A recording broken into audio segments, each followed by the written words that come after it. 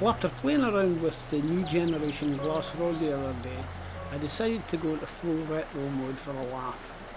I dug out my old Milbro Trufly 8'6" dry fly special and an equally old 3.5 inch Intrepid rim fly reel. The rod's a 6 weight and the only part of the setup that's not for the 1960s is the fly line. So this is just a bit of a laugh, and if nothing else, it will be a reminder of how far fishing gear has gone 50 years. That's genuine 1960s river mud on that rod stock, by the way.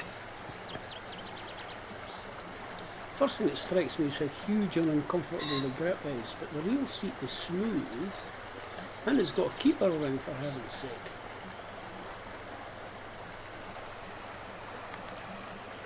The rings are really tiny. You've got a real job feeding the fly lines through them. I don't know why it had to be that small. And of course this was before glass to glass or carbon to carbon joints. It's got metal furrow.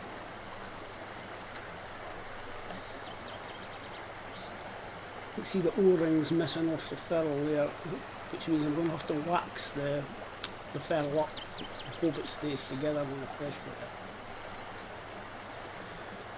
But yeah, things have changed a lot in 50 years for sure. I mean, goodness me. Look at the size of these rings. Look at that tip ring there. It looks like I've replaced it several times in the past.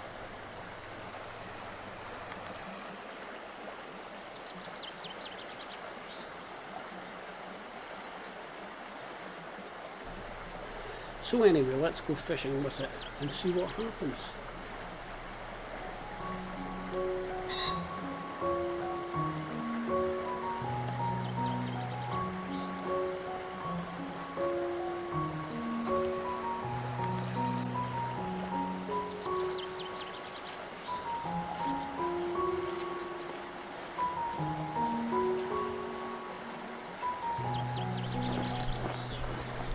Well, it's around 8:30 on Sunday morning.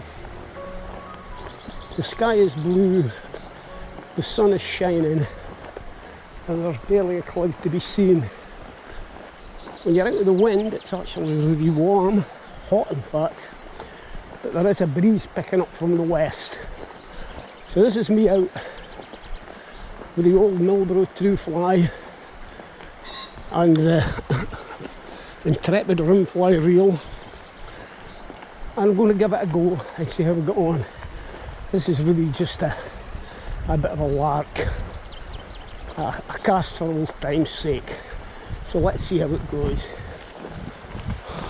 Well, the river really is in fine fettle now, but having said that, it's been pretty dour the last few times we've been out, with virtually no flies hatching and no fish rising. So this is why I'm out a little bit earlier today, see if it's any better. So as I always say, we'll give it a go and see what happens.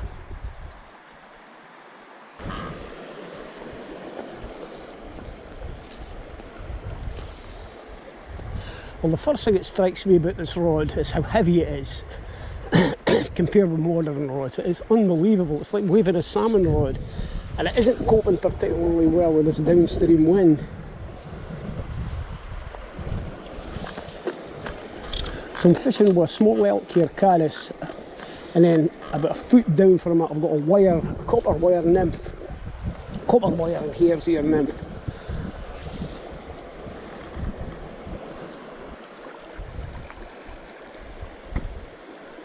Yeah, I don't think this rod's going to be a permanent fixture on the river. I would like to catch a fish on it though, for old time's sake.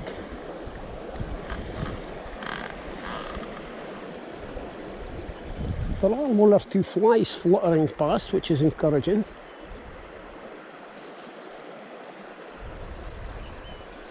Actually, this rod feels like it would work better with a 7 weight line on it.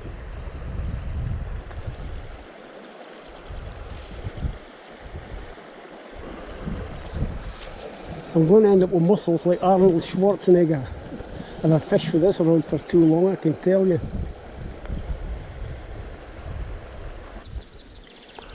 Now the rod doesn't seem to be loading very well, but it just occurred to me that back in the day I had been fishing with a level line And of course, foot for foot level lines are a lot heavier. This is a weight forward I've got on at the moment, and it's got a really long front taper on it. So this is probably not enough weight to load the rod. Nope, I've got a feeling this rod will be going back in its sock for another 30 years. To be honest with you, it's pretty horrible. And it's, if nothing else, it's a good reminder of how much fishing tackle has come on in the last 40 years. It's like night and day. I suppose I could get used to it if I kept using it, but would I want to? The weight is just extraordinary. So I think the best place for vintage rods is hanging on the wall of the pub as a decoration. See, the more line I'm putting out, the better it's getting, but that kind of defeats the purpose. I don't want to be fishing long lines on a wee river like this.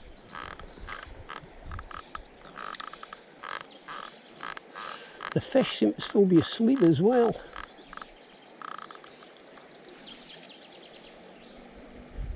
So I think this is going to be a pretty short video today. But as I said at the outset, it's really just a bit of fun. Actually, this rod wasn't mine originally.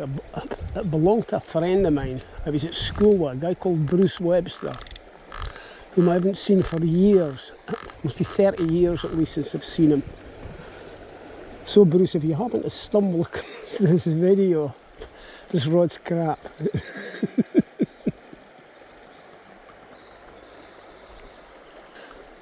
I don't know what happened to Bruce. I think he went away to live in Canada. That was the last I heard.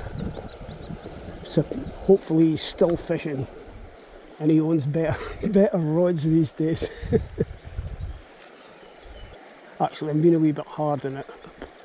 I think it would probably be okay if I had a slightly heavier line on it. But it is so heavy. It's so hard on the wrist. No, the river is just absolutely dead. Not a fish to be seen.